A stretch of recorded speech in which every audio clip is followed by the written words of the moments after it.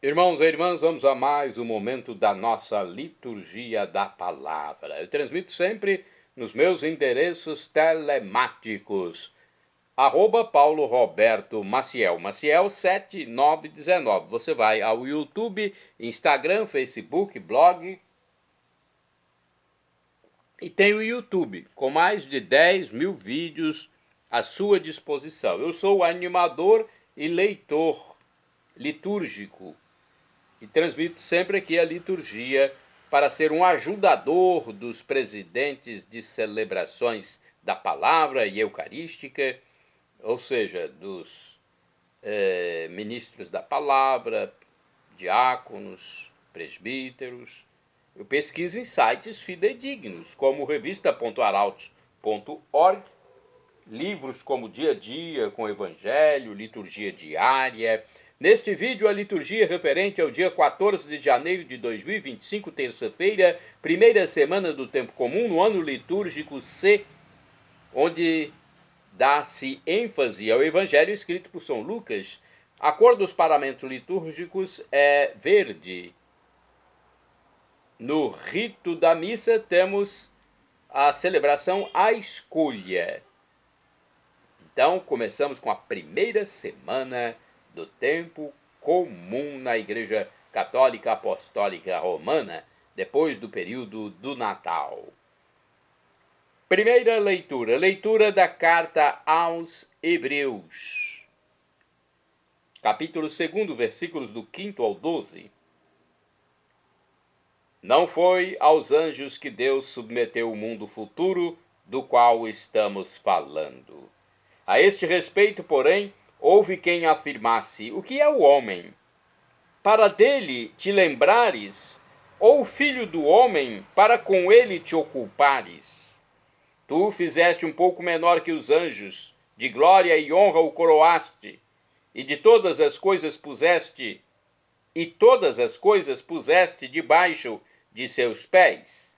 Se Deus lhe submeteu todas as coisas, nada deixou que não lhe fosse submisso. Atualmente, porém, ainda não vemos que tudo lhe esteja submisso. Jesus, a quem Deus fez pouco menor do que os anjos, nós o vemos coroado de glória e honra por ter sofrido a morte. Sim, pela graça de Deus em favor de todos, ele provou a morte. Convinha, de fato, que aquele por quem e para quem todas as coisas existem e que desejou conduzir muitos filhos à glória, levasse o iniciador da salvação deles à consumação por meio de sofrimentos. Pois tanto Jesus, o santificador, quanto os santificados são descendentes do mesmo ancestral.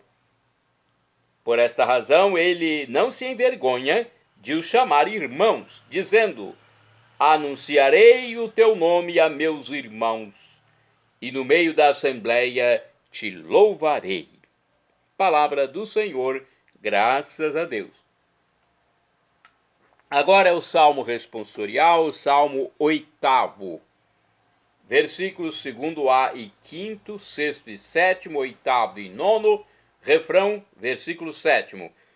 Destes domínio ao vosso Filho sobre tudo que criastes. Repitamos: destes domínio ao vosso Filho sobre tudo que criastes. Ó Senhor nosso Deus, como é grande vosso nome por todo o universo. Perguntamos: Senhor, que é o homem, para dele assim vos lembrardes e o tratardes com tanto carinho? Destes domínio ao vosso Filho sobre tudo o que criastes. Pouco abaixo de Deus o fizestes, coroando-o de glória e esplendor. Vós lhe destes poder sobre tudo, vossas obras aos pés lhe pusestes. Destes domínio ao vosso Filho sobre tudo o que criastes.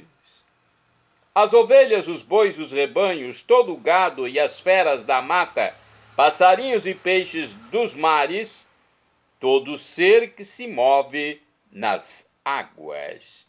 Destes domínio ao vosso Filho sobre tudo o que criastes. Repitamos. Destes domínio ao vosso Filho sobre tudo o que criastes. Agora vamos ao Evangelho. Vamos aclamá-lo e depois proclamá-lo. O Evangelho de hoje, escrito por São Marcos, capítulo 1, versículos do 21 ao 28. Aleluia, aleluia, aleluia, aleluia. Aleluia, aleluia, aleluia, aleluia. Acolhei a palavra de Deus, não como palavra humana, mas como mensagem de Deus, o que ela é em verdade. Aleluia, aleluia, aleluia, aleluia. Aleluia, aleluia, aleluia, aleluia. O Senhor esteja convosco, Ele está no meio de nós. Proclamação do Evangelho de Jesus Cristo segundo São Marcos. Glória a vós, Senhor.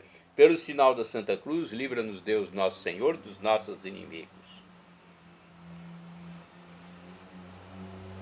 Estando com seus discípulos em Cafarnaum, Jesus, num dia de sábado, entrou na sinagoga e começou a ensinar. Todos ficaram admirados com seu ensinamento, pois ensinava como quem tem autoridade, não como os mestres da lei. Estava então na sinagoga um homem possuído por um espírito mau. Ele gritou: "Que queres de nós, Jesus Nazareno? Viestes para nos destruir? Eu sei quem tu és. Tu és o Santo de Deus." Jesus o intimou: "Cala-te e sai dele." Então o espírito mau sacudiu o homem com violência, deu um grande grito e saiu.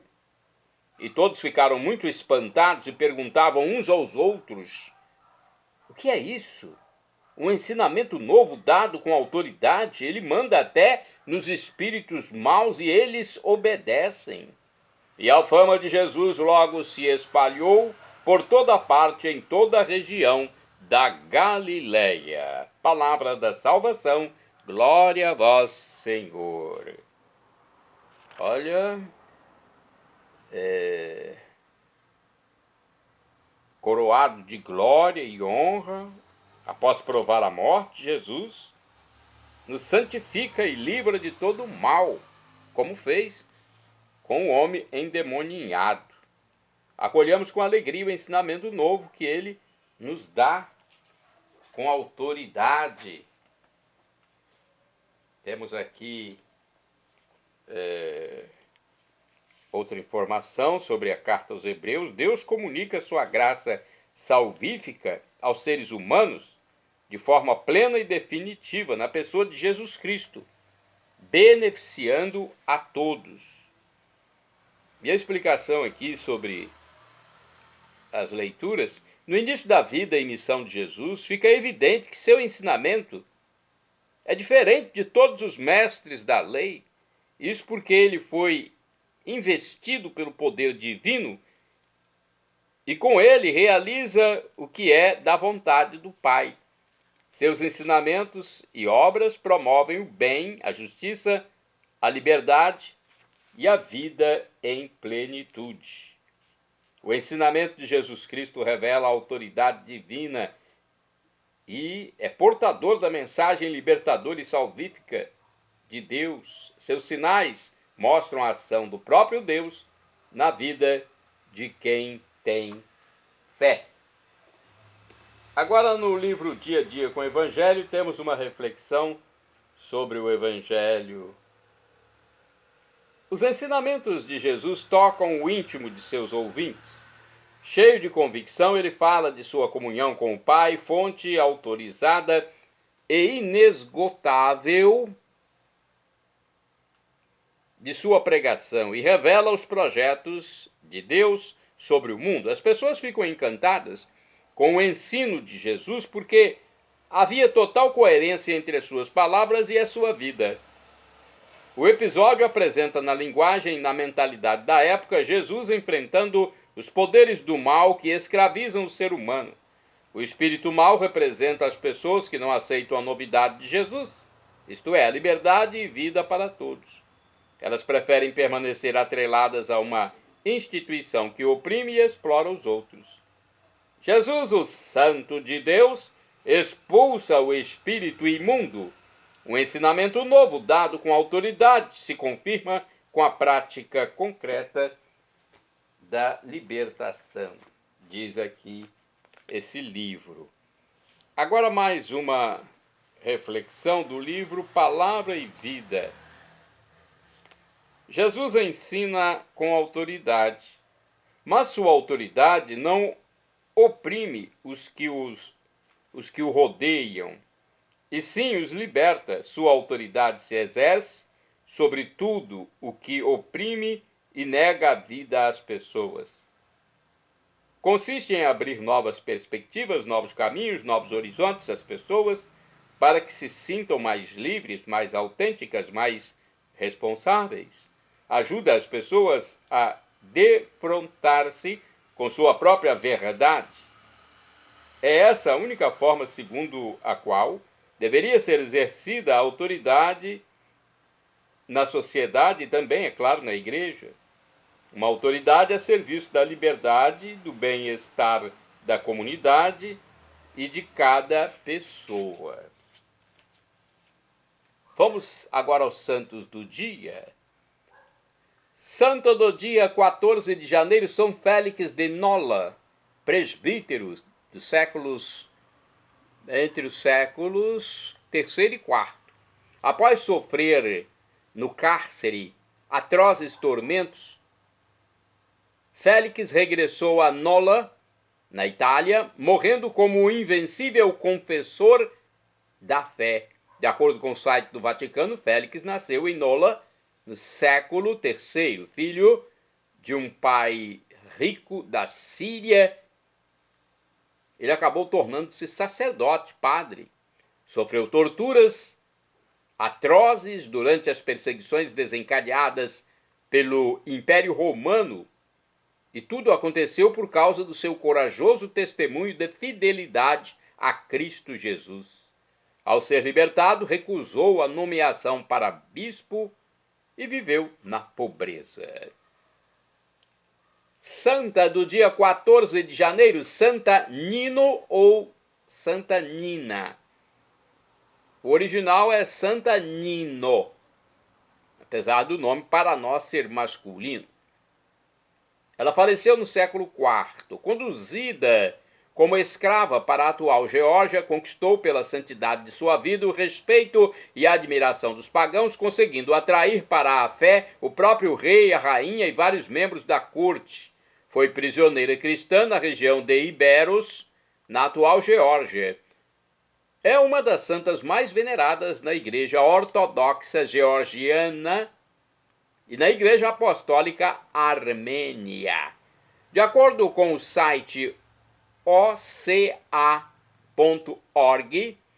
a Virgem Nino da Capadócia era parente do grande mártir Jorge e filha única de um casal amplamente respeitado e honrado. Seu pai era um chefe do exército romano chamado Zabulon, e sua mãe Susana era irmã do patriarca Juvenal de Jerusalém. Quando Nino atingiu a idade de 12 anos, seus pais venderam todas as suas posses e se mudaram para Jerusalém. Logo depois, o pai de Nino foi tonsurado monge. Ele se despediu de sua família e foi trabalhar no deserto do Jordão. Depois que Susana foi separada do marido, o patriarca Juvenal a ordenou diaconisa. Ela deixou sua filha Nino aos cuidados de uma senhora idosa, Sara Niafor, que a criou na fé cristã e lhe contou as histórias da vida de Cristo e seu sofrimento na terra. Foi de Sara que Nino soube como o manto de Cristo havia chegado à Geórgia, um país de pagãos, Nino começou a rezar fervorosamente a Theotokos, Mãe de Deus, pedindo a bênção para viajar para a Geórgia e venerar o manto sagrado que ela havia tecido para o seu amado filho. A Santíssima Virgem ouviu suas orações e apareceu a Nino em um sonho. A Santíssima Theotokos presenteou-a com uma cruz. Nino relatou a visão ao seu tio, o patriarca Juvenal, e revelou a ele seu desejo de pregar o evangelho na Geórgia. Quando Nino chegou a Roma, ela conheceu e batizou a princesa Ripsimia e sua enfermeira Gaiana. O imperador Diocleciano, veja só o que aconteceu. Ele era um governante infame por perseguir os cristãos e se apaixonou por Ripsimia e resolveu se casar com ela, mas Santa Nino, Ripsimia e Gaiana, além de outras virgens, escaparam para a Armênia. Diocleciano ordenou que soldados a seguissem e enviou um mensageiro a Tiridates, o rei armênio, para colocá-lo em guarda. O rei, seguindo o exemplo de Diocleciano, ficou encantado com Ripsimia e resolveu se casar com ela, que não consentiu, e por isso foi morta com Gaiana e as outras 50 virgens. Santa Nino conseguiu escapar. Quando finalmente chegou a Geórgia, Santa Nino recebeu uma bênção de Deus para pregar aos pagãos da região. Aqueles que a ouviam pregar se convertiam à fé cristã em grande número. Santa Nino até curou a rainha Nana, doente terminal, depois que ela declarou Cristo como o Deus verdadeiro. O rei Miriam, um pagão, não ficou nada satisfeito com a grande impressão que a pregação de Santa Nino causou na nação georgiana e resolveu matar todos aqueles que seguiam a Cristo. Até mesmo sua esposa, a rainha Nana, enfrentaria a morte por não renunciar à fé cristã. Num momento de escuridão, o rei Miriam ficou com muito medo e orou aos deuses pagãos. Quando as orações não foram atendidas, ele finalmente perdeu a esperança e, milagrosamente, voltou-se para Cristo. A noite acabou e o sol brilhou radiantemente, e o rei deu graças ao Criador.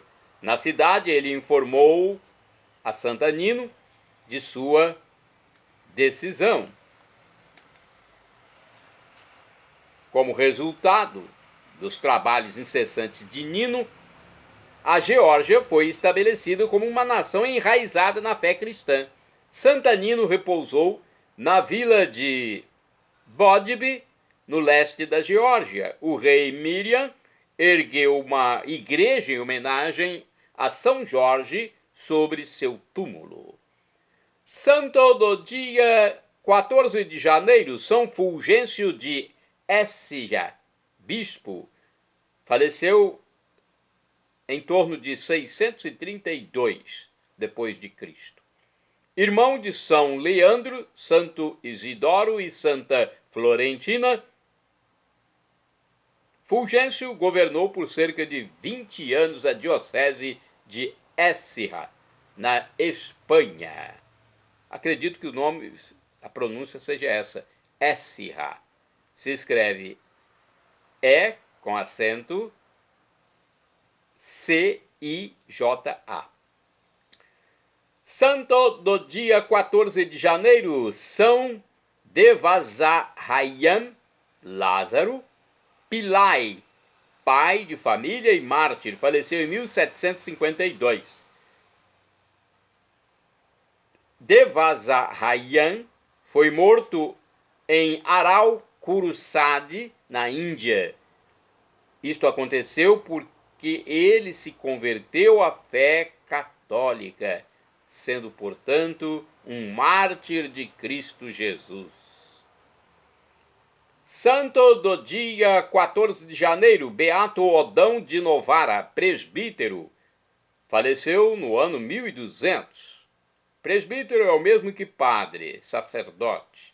Prior do Mosteiro Cartucho de Girio, Iugoslávia, Odão dirigiu santamente essa comunidade. A inveja de seus inimigos levou-o a renunciar ao priorato. Tornou-se então capelão das religiosas beneditinas de Tagliacozzo, na Itália. Santo do dia 14 de janeiro, beato Odorico Mattiusi de Pordenone, presbítero, sinônimo de padre. Faleceu em 1331, foi missionário franciscano. Percorreu durante 33 anos vários países do extremo Oriente. Santo do dia 14 de janeiro, quase santo, faltando apenas um degrau para a canonização. Beato Pedro Donders, presbítero, sinônimo de padre, sacerdote. Faleceu em 1887. Bem, eu já vi em alguns sites textos dizendo que ele já é santo, mas encontrei em outros sites dizendo que ele ainda é beato, faltando um degrau para sua canonização. De acordo com o texto do padre Evaldo César de Souza, Pedro Donders nasceu em 27 de outubro de 1809 no sul da Holanda. Pedro tinha 6 anos de idade quando sua mãe morreu e, diante dessa circunstância, precisou deixar os estudos para ajudar seu pai, já muito idoso, na renda familiar. Por causa de sua saúde frágil e da pobreza, o jovem não conseguiu realizar seu sonho, ser padre. Entretanto, Pedro insistia com seu pároco até que conseguiu que o recebessem no seminário diocesano, mais como empregado do que como seminarista. No ano de 1839, o seminário foi visitado pelo prefeito apostólico do Suriname, buscando ajuda para seu território de missão, que estava numa situação muito crítica. Apenas Pedro Donders se ofereceu. Em 5 de junho de 1841 foi ordenado sacerdote. Um ano mais tarde, chegou a Paramaribo, uma região selvagem 4 vezes maior que a Holanda. Os primeiros 14 anos foram dedicados à formação dos catequistas, das crianças e às visitas pastorais entre os escravos das fazendas holandesas. Recebeu o encargo da pastoral dos enfermos, dedicando-se especialmente aos leprosos. Foi um homem corajoso, aliviando as dores dos doentes terminais, sem nunca reclamar do apostolado. Em 1865 chegaram os missionários redentoristas no Suriname, com a missão de confirmar os trabalhos de evangelização. Padre Pedro Donders decidiu ficar e pediu seu ingresso na Congregação do Santíssimo Redentor, professando os votos em 1867. No dia 14 de janeiro de 1887, morreu de uma grave enfermidade renal. Olha, ele foi beatificado em 1982 pelo Papa João Paulo II. Então, essa é a informação que temos sobre Pedro Donders. Pedro Donders foi beatificado. Ainda não vejo, pesquisei, mas não encontrei notícias sobre canonização. Santa do dia 14 de janeiro, beata Afonsa Clarice, virgem, faleceu em 1930. Beata Afonsa Clarice, religiosa da Congregação das Irmãs do Preciosíssimo Sangue, dedicou sua vida à formação da juventude em Vercelli, perto de Milão, na Itália. Shalom Adonai é uma expressão hebraica que significa a paz de Deus, é o que eu desejo para todos vocês. El Shaddai, também do hebraico, significa Deus onipotente, Deus todo-poderoso. Ele proverá aquilo que você deseja, ele providenciará se for para o seu bem. O professor e escritor de mais de 100 livros da Igreja Católica, Felipe Rinaldo Queiroz de Aquino, em seu canal no YouTube, onde responde às nossas dúvidas, diz que Deus pode nos dar uma dessas 3 respostas quando solicitamos algo, quando suplicamos, oramos: sim, não ou espere. Qualquer dessas respostas devemos acatar, pois estamos lidando com o Todo-Poderoso, Deus onipotente, Deus onisciente, Deus onipresente. E agora eu clamo, Maranatá, como dizemos nós católicos, ou Maranata, como dizem nossos irmãos separados, os evangélicos ou protestantes. Não importa, a pronúncia e o significado é o mesmo. Vinde, Senhor Jesus. Um dia ele voltará e será o juízo final. No juízo final tudo será definido. Teremos corpos glorificados, pelo menos aqueles que aceitarem Jesus e se colocarem nas mãos de Deus. Para termos corpos glorificados, transformados, transfigurados, e vivermos por todos os séculos dos séculos com Deus Pai, Deus Filho, Deus Espírito Santo, todos os santos, todos os anjos de Deus, para vivermos juntos na eternidade, temos que acreditar em Jesus como Deus, nesse mistério da Santíssima Trindade. 3 pessoas numa única divindade. Temos que ser batizados e nos arrepender dos nossos pecados. Perdão, Senhor, pelos meus pecados passados, presentes, futuros, físicos e espirituais, pecados do pensamento, palavras, atos, omissões, e me dê a vida eterna. Meu Jesus, eu quero a vida eterna convosco. Acesse Paulo Roberto Maciel, YouTube, Instagram, Facebook e blog.